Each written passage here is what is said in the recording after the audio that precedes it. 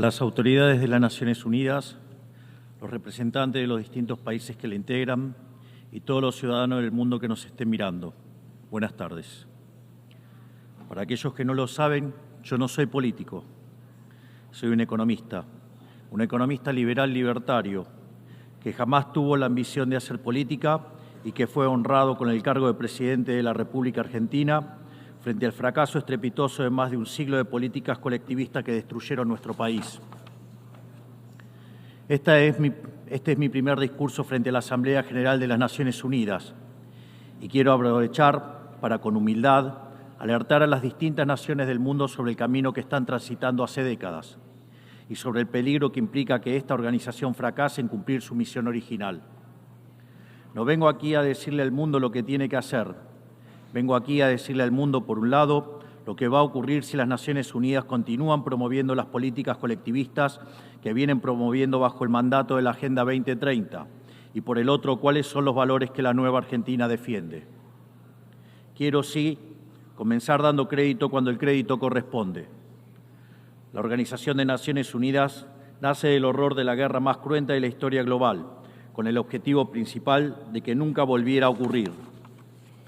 Para ello, la organización grabó en piedra sus principios fundamentales en la Declaración Universal de Derechos Humanos. Ahí se consignó un acuerdo básico en torno a una máxima, que todos los seres humanos nacen libres e iguales en dignidad y derechos. Bajo la tutela de esta organización y la adopción de estas ideas, durante los últimos 70 años la humanidad vivió en periodo de paz global más largo de la historia, que coincidió también con el periodo de mayor crecimiento económico de la historia. Se creó un foro internacional donde las naciones pudieran dirimir sus conflictos a través de la cooperación, en vez de recurrir instantáneamente a las armas, y se logró algo impensado: sentar de manera permanente a las 5 potencias más grandes del mundo en una misma mesa, cada una con el mismo poder de veto, a pesar de tener intereses totalmente contrapuestos. Todo esto no hizo que el flagelo de la guerra desapareciera, pero se logró por ahora que ningún conflicto escalara a proporciones mundiales. El resultado fue que pasamos de tener 2 guerras mundiales en menos de 40 años, que en conjunto se cobraron más de 120 millones de vidas, a tener 70 años consecutivos de relativa paz y estabilidad global, bajo el manto de un orden que permitió al mundo entero integrarse comercialmente, competir y prosperar. Porque donde entra el comercio no entran las balas, decía Bastiat. Porque el comercio garantiza la paz, la libertad garantiza el comercio y la igualdad ante la ley garantiza la libertad. Se cumplió, en definitiva, lo que consignó el profeta Isaías y se lee en el parque cruzando la calle. Dios juzgará entre las naciones y arbitrará por los muchos pueblos. Forjarán sus espadas en rejas de arado y sus lanzas en podadoras. Nación no tomará espada contra nación, nunca más conocerán la guerra. Esto es lo que ha ocurrido mayormente bajo la tutela de las Naciones Unidas en sus primeras décadas. Y por eso, desde esta perspectiva, estamos hablando de un éxito destacable en la historia de las naciones que no puede ser soslayado. Ahora bien, en algún momento, y como suele ocurrir con la mayoría de las estructuras burocráticas que los hombres creamos, esta organización dejó de velar por los principios esbozados en su declaración fundante y comenzó a mutar. Una organización que había sido pensada esencialmente como un escudo para proteger el reino de los hombres se transformó en un leviatán de múltiples tentáculos que pretende decidir no solo qué debe hacer cada Estado-nación, sino también cómo deben vivir todos los ciudadanos del mundo. Así es como pasamos de una organización que perseguía la paz a una organización que le impone una agenda ideológica a sus miembros sobre un sinfín de temas que hacen a la vida del hombre en sociedad. El modelo de Naciones Unidas, que había sido exitoso, cuyo origen podemos rastrear en las ideas del presidente Wilson, que hablaba de la sociedad de paz sin victoria y que se fundaba en la cooperación de los Estados-nación, ha sido abandonado. Ha sido reemplazado por un modelo de gobierno supranacional de burócratas internacionales que pretenden imponerle a los ciudadanos del mundo un modo de vida determinado. Lo que se está discutiendo esta semana aquí en Nueva York, en la Cumbre del Futuro, no es otra cosa que la profundización de ese rumbo trágico que esta institución ha adoptado.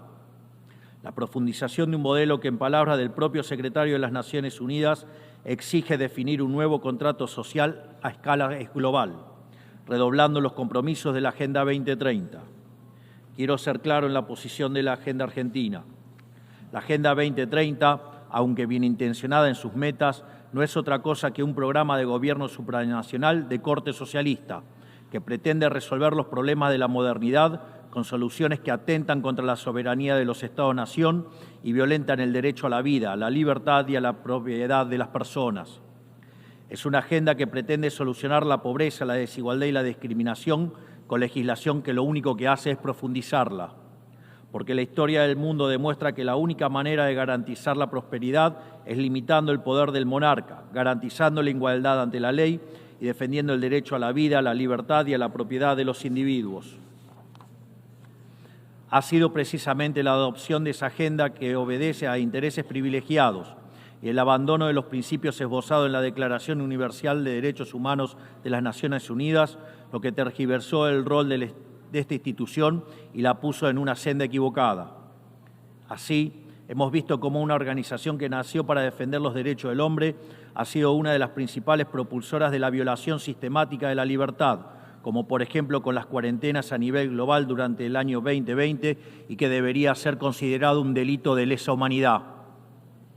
En esta misma casa, que dice defender los derechos humanos, han permitido el ingreso al Consejo de Derechos Humanos a dictaduras sangrientas como la de Cuba y Venezuela sin el más mínimo reproche.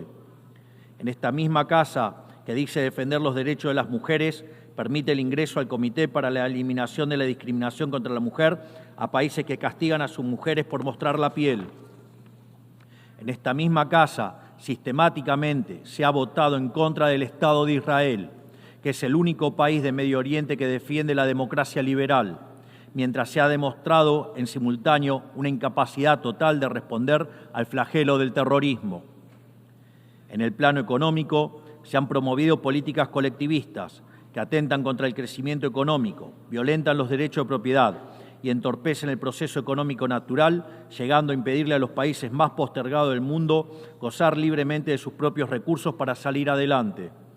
Regulaciones y prohibiciones impulsadas precisamente por los países que se desarrollaron gracias a hacer lo mismo que hoy condenan.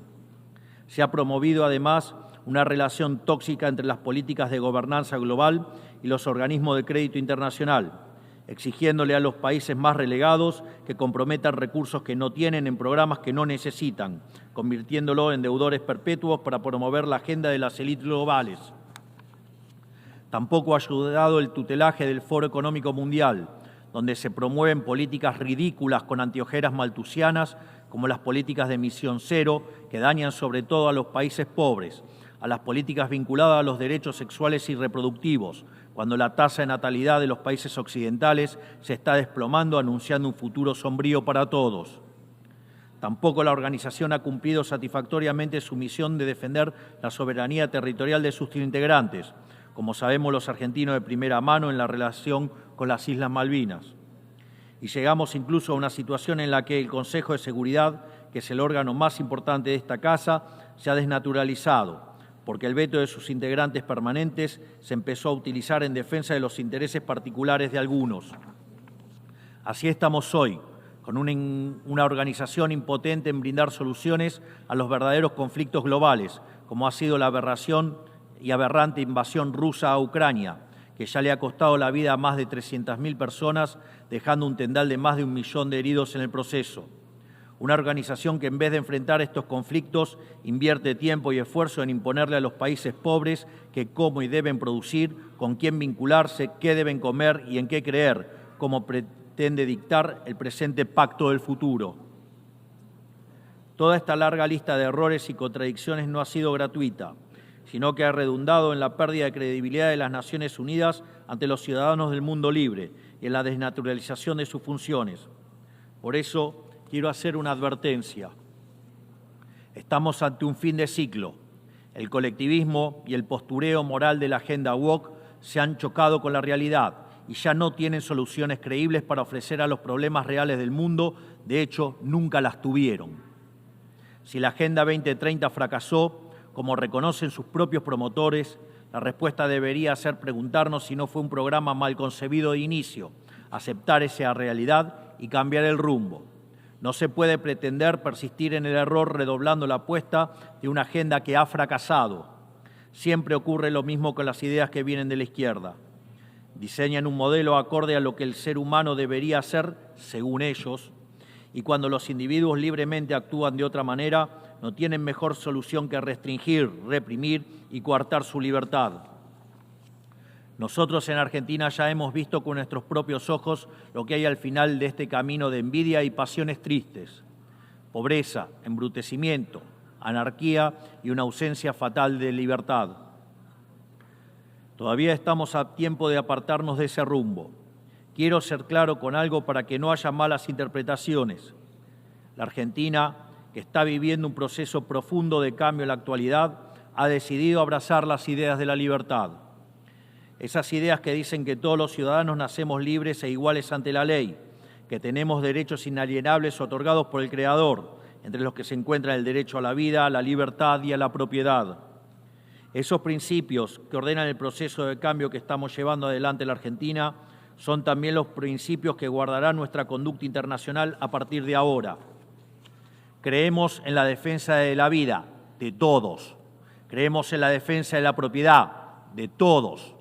Creemos en la libertad de expresión para todos. Creemos en la libertad de culto para todos. Creemos en la libertad de comercio para todos. Y creemos en los gobiernos limitados, todos ellos. Y como en estos tiempos lo que sucede en un país impacta rápidamente en otros, creemos que todos los pueblos deben vivir libres de la tiranía y la opresión, ya sea que tome forma de opresión política, de esclavitud económica o de fanatismo religioso. Esa idea fundamental no debe quedarse en meras palabras, tiene que ser apoyada en los hechos, diplomáticamente, económicamente y materialmente, a través de la fuerza conjunta de todos los países que defendemos la libertad. Esta doctrina de la nueva Argentina no es más ni menos que la verdadera esencia de la Organización de las Naciones Unidas, es decir, la cooperación de Naciones Unidas en defensa de la libertad.